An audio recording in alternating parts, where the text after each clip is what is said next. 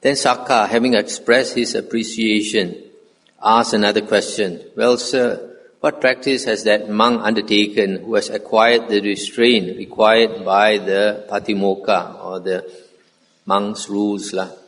And the Buddha said, Devaraja, I declare that there are two kinds of bodily conduct, the kind to be pursued and the kind to be avoided. The same applies to conduct of speech and to the pursuit of goals. Why have I declared this in regard to bodily conduct? This is how I understood bodily conduct. When observed that by the performance of certain actions, unwholesome factors increase and wholesome factors decrease, then that form of bodily action was to be avoided. And when I observed that by the performance of such actions, unwholesome factors decrease and wholesome ones increase, then such bodily action was to be followed. That is why I make this distinction. The same applies to conduct of speech and the pursuit of goals. And this, Devaraja, is the practice that monk has undertaken, who has acquired the restraint required by the rules. And Sakka expressed his delight at the Lord's answer. So here this is a criterion the Buddha gives on bodily conduct or verbal conduct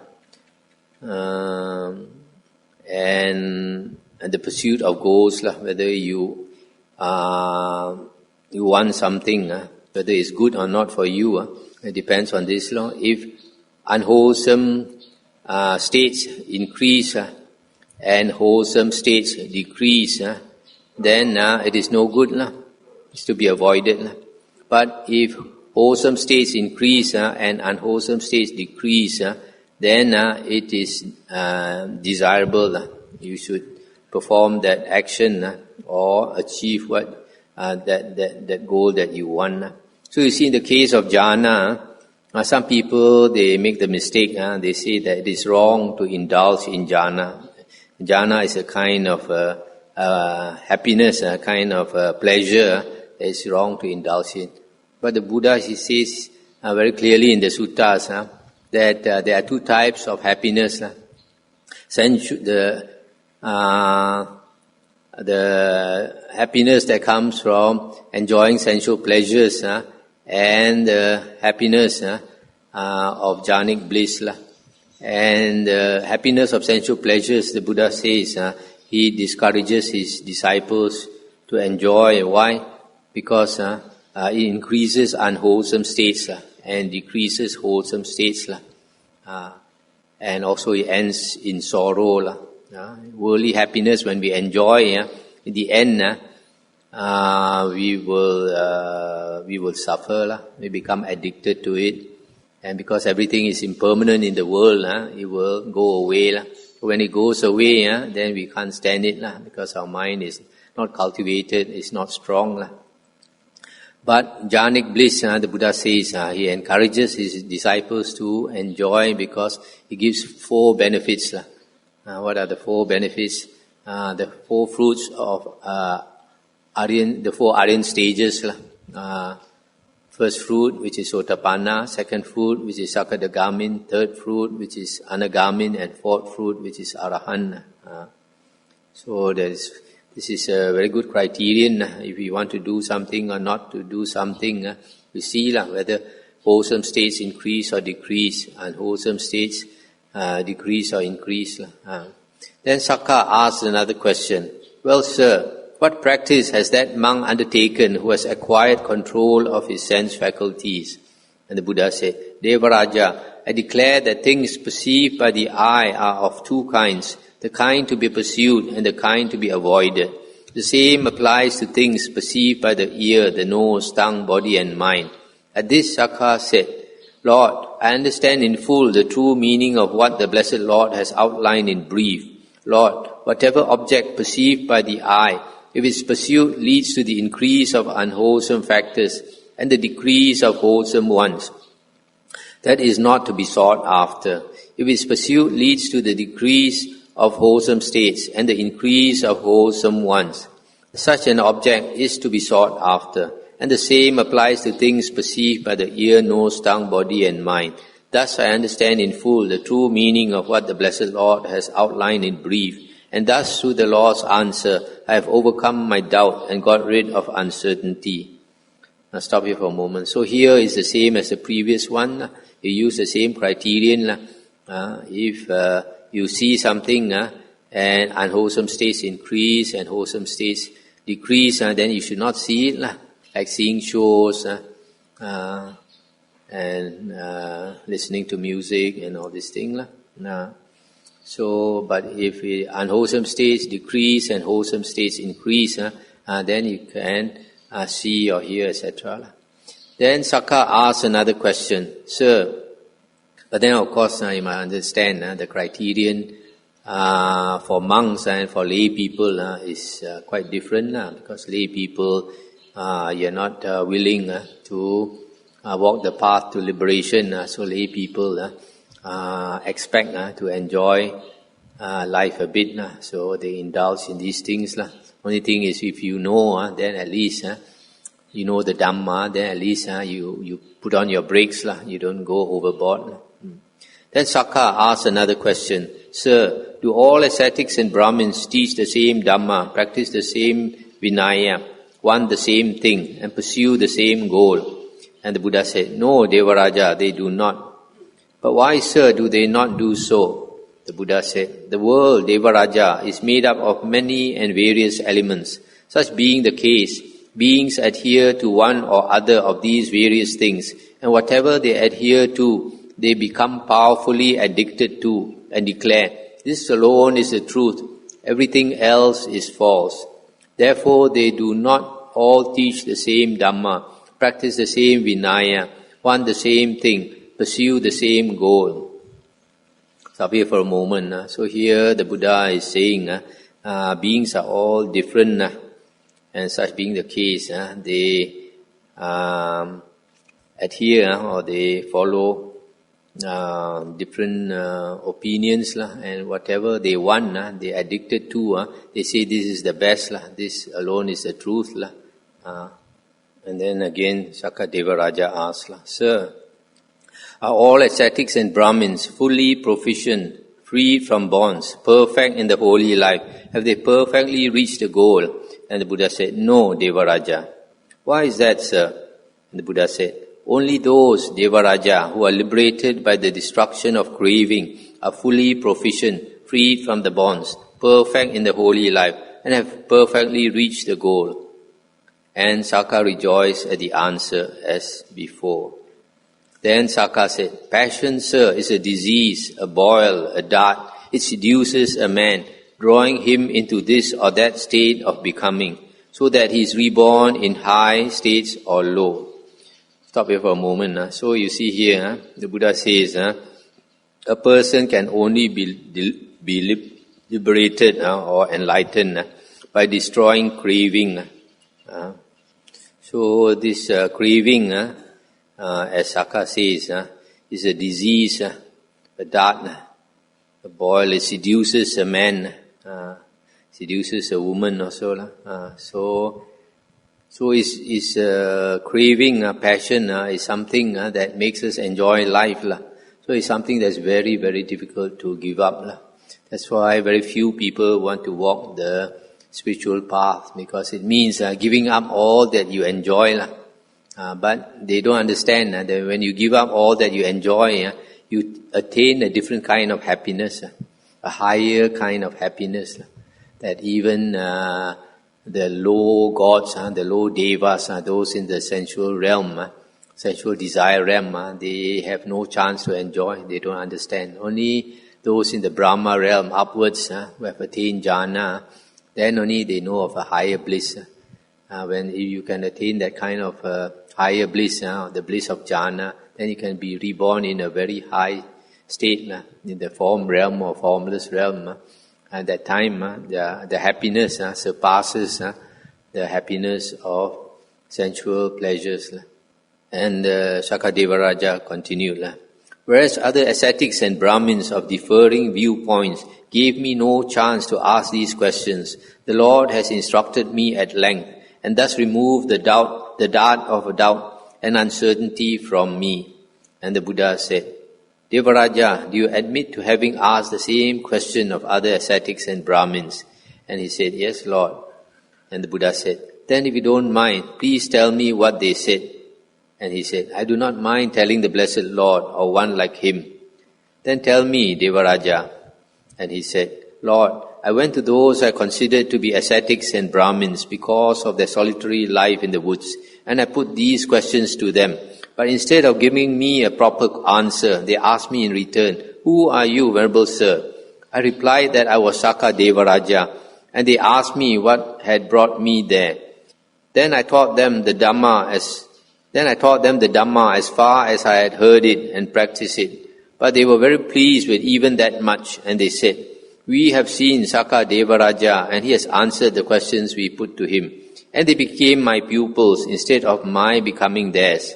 But I, Lord, am a disciple of the Blessed Lord. A stream winner am I, not subject to rebirth in states of woe, firmly established and destined for enlightenment. And the Buddha said, Devaraja, do you admit to having ever previously experienced rejoicing and happiness such as you now experience? And he said, yes, Lord.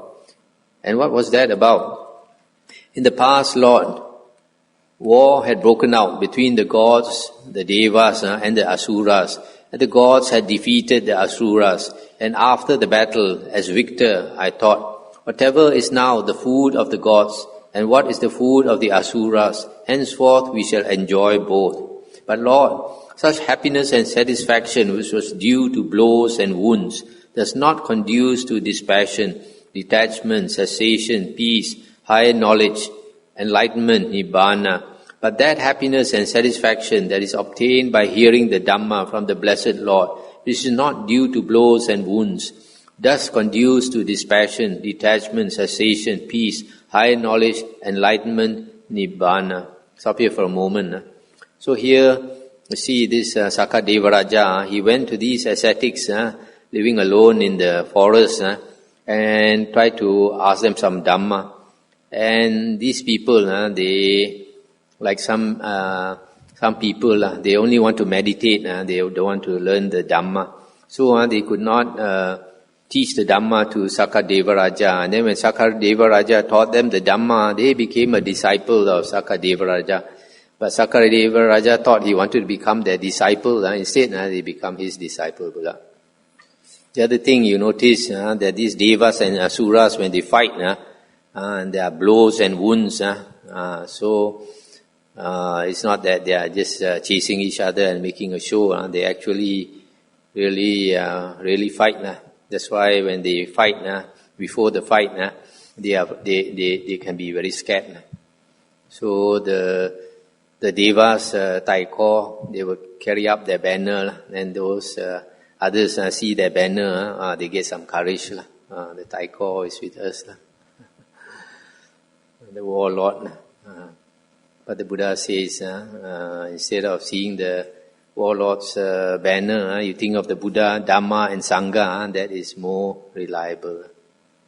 And then the Buddha said, and Devaraja, what things do you call to mind when you admit to experiencing such satisfaction and happiness as this? And he said, Lord, at such time, 6 things come to mind at which I rejoice. I, who merely as a God exists, have gained the chance by karma of another earthly life. That, Lord, is the first thing that occurs to me.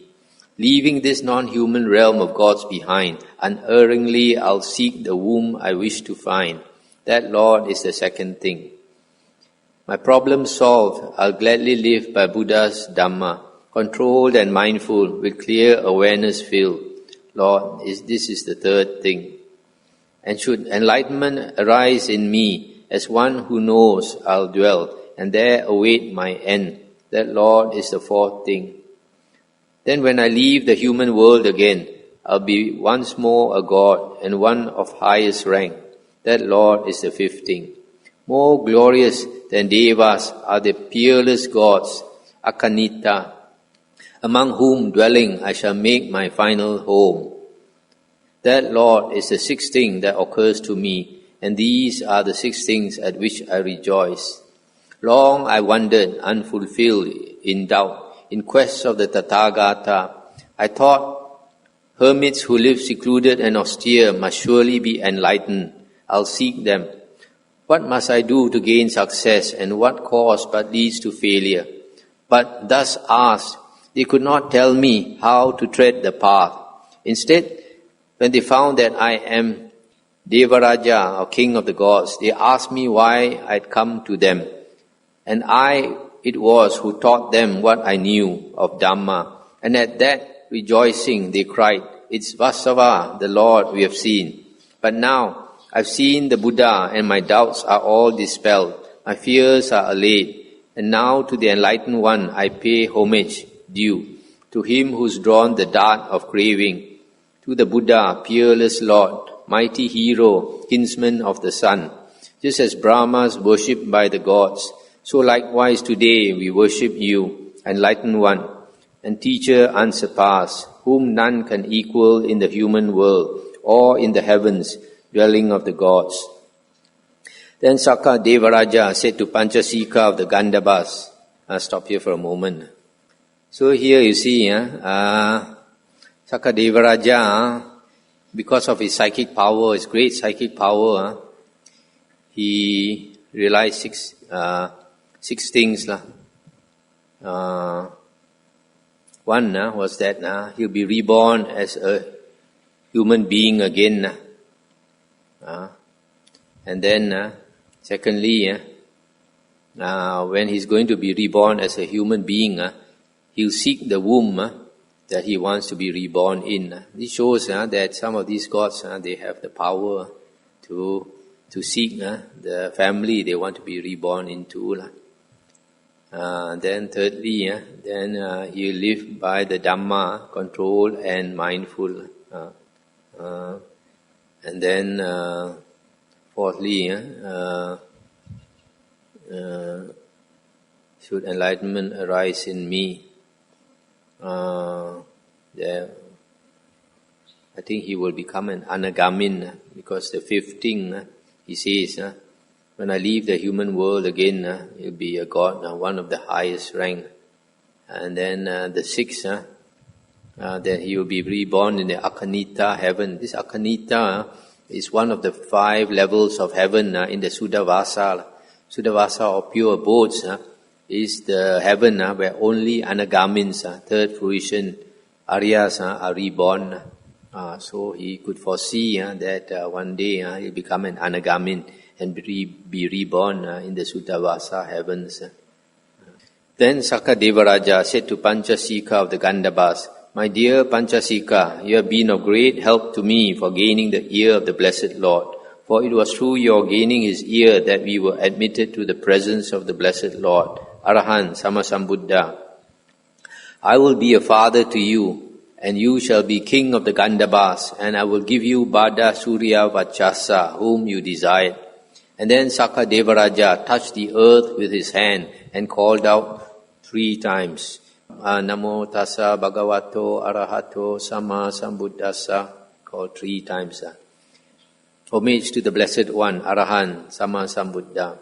And while he had been speaking in this dialogue, the pure and spotless Dhamma eye or Dhamma vision arose within Sakka Devaraja, and he knew whatever things have an origin must come to cessation. And the same thing happened to 80,000 devas as well. Such were the questions which Sakka Devaraja was desirous to ask, and which the Lord answered for him. Therefore, this discourse is called Sakka's questions. That's the end of the sutta. So you see, because this Panchasika did his job very well and introduced Sakka Devaraja to the Buddha, so he said he'll make this Panchasika the king of the Gandhabas. Previously, the father of this Bada, whom our Panchasika desired, the father was the king. But now, Sakka Devaraja being so powerful, he made this Panchasika the king of the Gandhabas, so that he could have any maiden he wished among the Gandhabas. So you see, like in many suttas, you find from listening to the Dhamma, the spotless Dhamma vision arose within Sakka. Devaraja. That means he attained stream entry, attained the first path, which must become fruit within the same lifetime. And not only him, 80,000 devas also attained the Dhamma vision, became attained stream entry. So it's always by listening to the Dhamma and getting right view that we attain stream entry, no other way. So we stop here for tonight. It's quite an interesting sutta. Anything to discuss? From this sutta you find life in the heaven of the 33 is a bit like the human realm. You have dancing in the hall, you have falling in love, and sometimes cannot get your choice. Then you have heartache.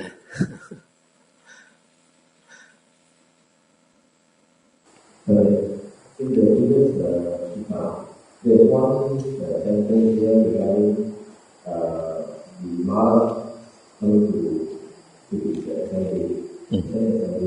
Buddha will call the other monks or other to take clothes and realize. But they say that even though they have achieved Arahant before the monks away, they can still have this last No, definitely not. If Arahant, even all these Aryan stages, they are not reversible.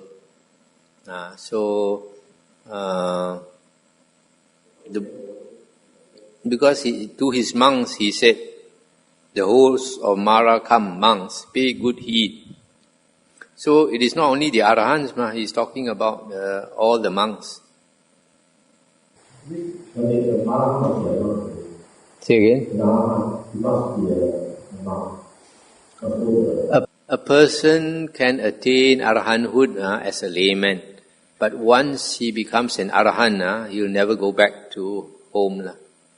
He has lost the old self, has died.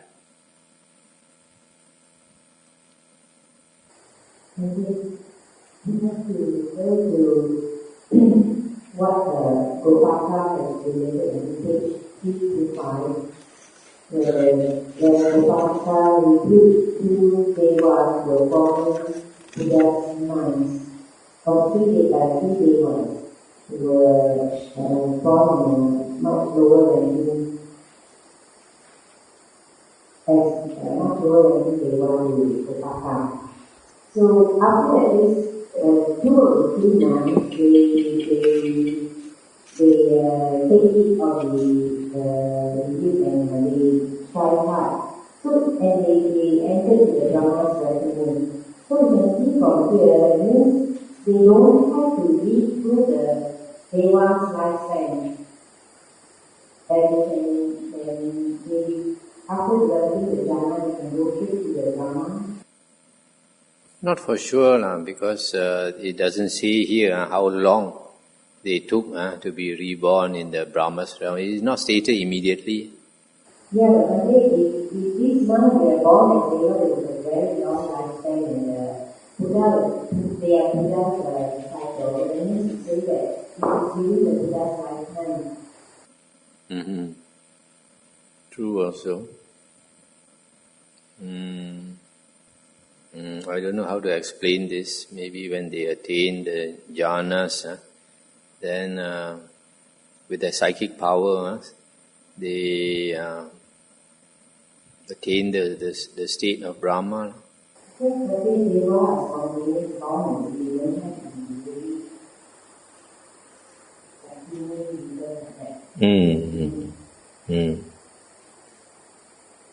other thing is that Sakka is about Sakka's property, own property, that he thinks that he will be born one more time as a human. So when he believes that because of the indulgence in sensual pleasure in the Deva, he needs to be born as a human one more time to attain the jhana, so that he will be born as a human. We need to try very hard in order to become. Yes, because generally in the Deva realm, the conditions are not conducive to striving. Like him, he's so busy. Even he wanted to see the Buddha so many times or so, he could not find the time to see the Buddha. So how to practice? He's got thousands of wives following him everywhere. Thank you. The Sakka can choose where he wants. And I'm wondering if ordinary people also has this ability in Zhongyang San, doing his Zhongyang San. I don't think so, because in the intermediate, what you're talking about is the intermediate state, where that being is conditioned by karma. So he can only, whatever human he can find, he will go into the womb. He cannot think, oh, I'm now in Malaysia, I want to go to Hong Kong to be reborn. Sometimes our Buddhists will get a wish that in the next life, even though this life I cannot attain any fruit, then maybe the next time, in the next life, we can meet the Buddha, Dhamma, or Sakka. So it is not that possible. I don't think so, because the Buddha says for a person to be reborn together, 4 things must be equal. The faith, and then the sila, morality, then the generosity, then the wisdom. So, for example, if a person thinks he wants to be reborn as a Buddhist, but if all these 4 conditions are not there, then he might not be able to. But if he understands the Dhamma, attains the Dhamma vision, and he become an Arya, then even wherever he's reborn, he will automatically look for the Dhamma. Or if there's no Dhamma, he will by himself practice. I have one more question. Concerning what is wholesome and wholesome, can we understand that whenever we need to increase the 5 influence, that is wholesome? And what leads to the increase in 5 influence, and that is unwholesome? Can we understand that? Yes, but I'm not sure if that is complete. Because wholesome states are states that lead to peace and happiness. And unwholesome states are states that lead to unhappiness, restlessness, and all that. So, they are a bit linked to the 5 hindrances, because the 5 hindrances are the source of our unhappiness and frustration also.